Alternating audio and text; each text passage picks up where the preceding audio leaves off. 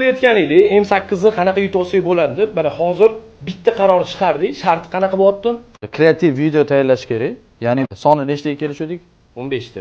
15 ta, ya'ni oddiy xalqdan bo'lyapti, 15 ta misol optavik distributorlardan bo'lyapti. Prosmotr ahamiyatga ega. Chunki ko'pchilik aytdi, misol uchun ertaga blogerlar reklama qiladigan bo'lsa, o'ta prosmotr oshadi, ularning ehtimolligi katta bo'ladi. Bitta shans, допустим, любой odam yutib olsa bo'ladi. Prosmotr olyapti, zo'r, qiziq, suvga mos, qiziq kontent qilyapti.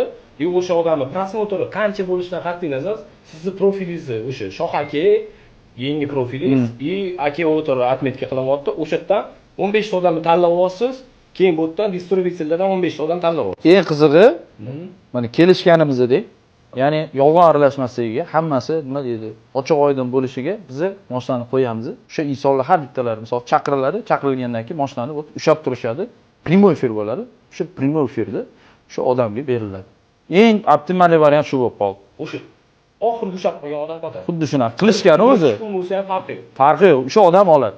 Har bitta videoga biz отдельно ahamiyat berib ko'rib chiqamiz. Undan xavotir olmayapti. Choy deylik, 3 oy ichida qo'yaveringlar. Qancha ko'p qo'ysanglar, qancha xil qilsanglar, shuncha imkoniyat katta bo'ladi. Zato yo'q joydan M8 endi yog' ushlab turish kerak bo'ldi deb boshladi.